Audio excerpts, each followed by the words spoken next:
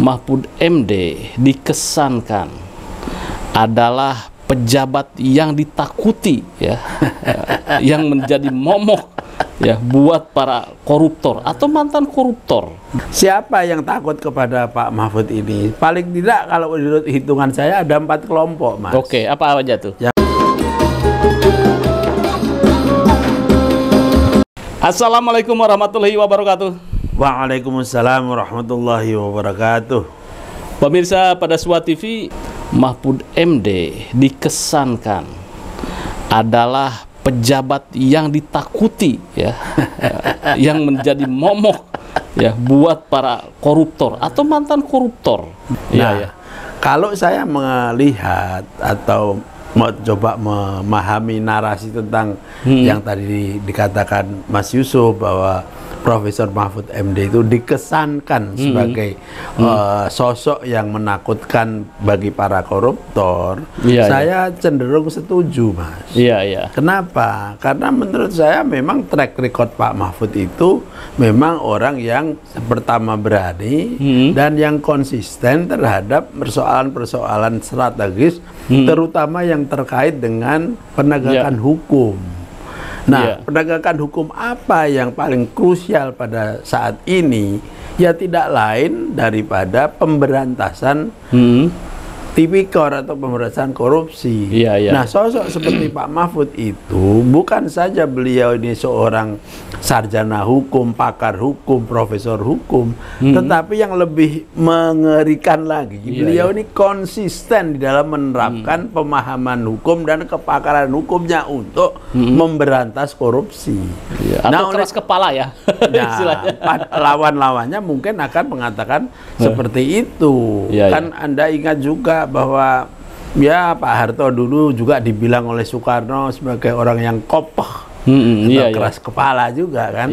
Nah, menurut saya siapa yang takut kepada Pak Mahfud ini? Paling tidak kalau menurut hitungan saya ada 4 kelompok, Mas. Oke, apa aja tuh? Yang pertama adalah koruptor. Oke. Yang kedua adalah yang akan menjadi koruptor, yang sekarang sedang bekerja untuk menjadi koruptor. Yang ketiga adalah mantan koruptor.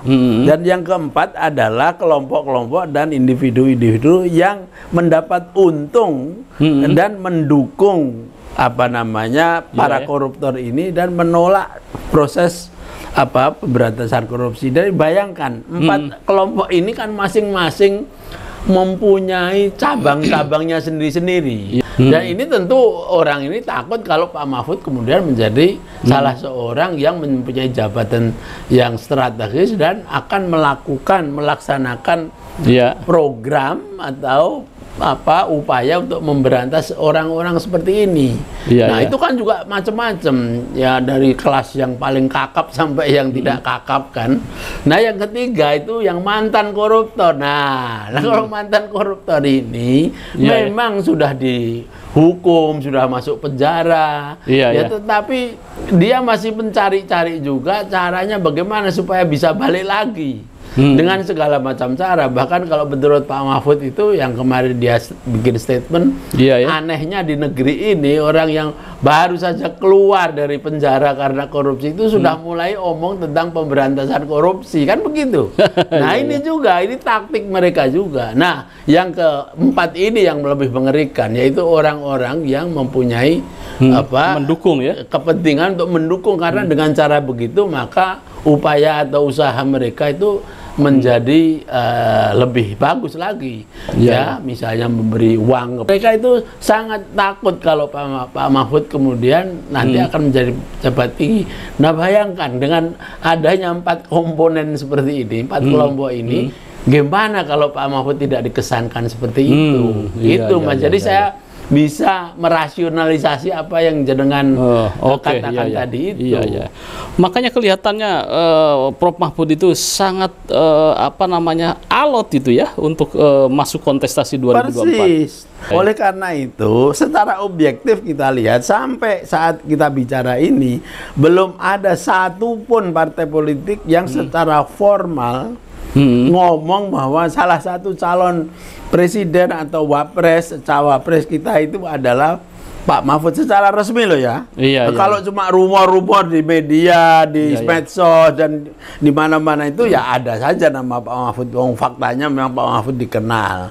Kalau kira-kira menurut Prof. Ikam, apa yang harus dilakukan atau ketemu nih antara sosok karakter Mahfud MD kemudian juga dengan kepentingan politik atau partai politik yang ada di Indonesia? Ya tidak bisa lain kecuali ya partai-partai politik atau kelompok-kelompok tadi menyadari bahwa mereka memang harus menghadapi tokoh yang seperti Pak Mahfud ini, atau bagaimana menjauhi sejauh mungkin dari Pak Mahfud ini. Karena Pak Mahfud itu kan kita sudah bolak-balik mengatakan konsisten.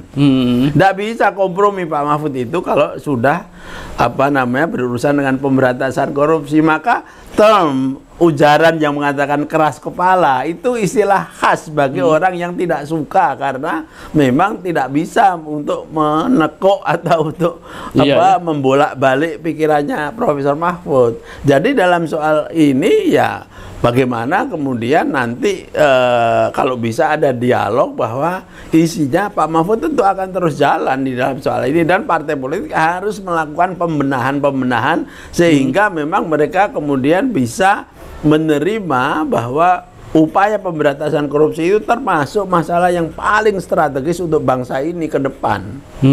Plus minusnya buat sebuah partai ketika mengusung Pak Mahfud sebagai cawapres atau capres, itu seperti apa nih? Kalau secara objektif dalam pengertian realitas ya yang ada sekarang ini, hampir tidak ada partai politik besar ini yang menginginkan Pak Mahfud menjadi calon presiden. Mereka akan memberi slot cawapres. Nah, hanya yang namanya politik kan 99,9% pun masih bisa berubah kan. Ingat bahwa Pak Mahfud juga pernah mengalami kurang 4 jam aja bisa berganti posisinya kan tahun 2019. Bisa saja kemudian ada 1-2 partai yang berani melakukan perubahan frontal karena mereka menghadapi realitas bahwa tidak ada tokoh yang mempunyai pengaruh bobot yang diharapkan oleh publik seperti Profesor Mahfud. Implikasi kalau sebuah partai yang mengusung Prof Mahfud menjadi capres atau cawapres itu akan seperti apa? Nah, kira-kira apakah akan melambung atau meroket suaranya atau seperti apa, Prof? Setidak-tidaknya nama Pak Mahfud ini sekarang sudah disinggung oleh hampir semua partai politik, mulai dari PKS, kemudian oleh Gerindra, ya kan, kemudian juga oleh katakanlah apa itu yang ada di dalam KIB itu dan lain sebagainya, dan bahkan Pak Jokowi juga dan PDIP juga begitu kan. Paling tidak nama beliau ini sekarang sudah ada di dalam apa yang disebut sebagai top of mind Nah, oleh karena itu saya mencoba untuk realistis juga bahwa walaupun Pak Mahfud disinggung di dalam top of mind dari mereka itu, posisinya memang paling tinggi saat ini ada pada posisi calon wapres. Karena misalnya PDIP sudah firm dengan Pak Ganjar. Ya, Prabowo walaupun ragu-ragu, tapi ya kita lihat kemungkinan dia paling jelek jadi wakilnya Ganjar, tapi kemungkinan kalau dia konsisten dengan apa yang disebut sebagai keputusan Partai Gerindra, ya akan jadi capres. Kemudian yang ketiga ini manuver dari Gus Ami dengan Erlangga Hartarto ini, ya mereka masih saling menimbang siapa yang akan jadi capres. Yang jelas kalau mereka salah satunya jadi capres kan artinya posisi capres sudah full kan. Jadi tetap Pak Mahfud itu untuk sekarang ini secara realistis memang baru di situ. Tetapi yang harus diingat oleh mereka adalah posisi strategis dari calon wapres ini demikian penting ya di dalam cycle atau musim pilpres pada saat ini. Artinya Pak Ganjar juga akan ditentukan oleh cawapresnya siapa Saya gitu kan kira ya. demikian. Prabowo juga cawapresnya siapa, terus kemudian Anies Baswedan sama gitu kan cawapresnya siapa. Nah, kemudian di Musra itu kemarin juga direkomendasikan. Nah, itu juga muncul nama Pak Mahfud kan? MD. Iya. Artinya kalau dari sisi top of mind-nya Pak Mahfud itu sudah selalu ada di situ. Persoalannya belum ada partai politik yang mendorong atau mention dia adalah kandidat terkuat itu. Iya, karena tadi itu mereka tetap akan mencari calon-calon pesaing dari sosok seperti Pak Mahfud yang lebih comfortable. Misalnya katakanlah begini ya, ini coba senario. Misalnya sangat dibutuhkan orang dari yang berlatar belakang Nahdliyin misalnya. Mereka akan mencari siapa Nahdliyin yang kira-kira bisa menyamai figur seperti Profesor Mahfud. Makanya sekarang ini kan scrambling kan ya. Ada nama seperti Bu Hovifah, ada nama seperti katakanlah Saifullah Yusuf, ada nama seperti SAS, Kiai Said, ada nama seperti Mbak Yeni, ada macam-macam lah. Bahkan Erick Thohir dimasukkan ke dalam circle NU juga. Kiai Miftahul Ahyar itu aja. Atau bahkan kalau kita mau membuat spekulasi yang agak wild agak liar sedikit, siapa tahu kalau kemudian udahlah Pak Kiai Ma'ruf aja dipertahankan, lanjut itu iya kan. Oke. Ya pemirsa, demikian bincang-bincang dengan Prof. Ikam. Ada closing statement? Iya, kalau menurut saya sih kita masih tetap harus menunggu sampai detik-detik terakhir itu. Dan saya kira nama Profesor Mahfud MD akan tetap menjadi salah satu yang ada di sana.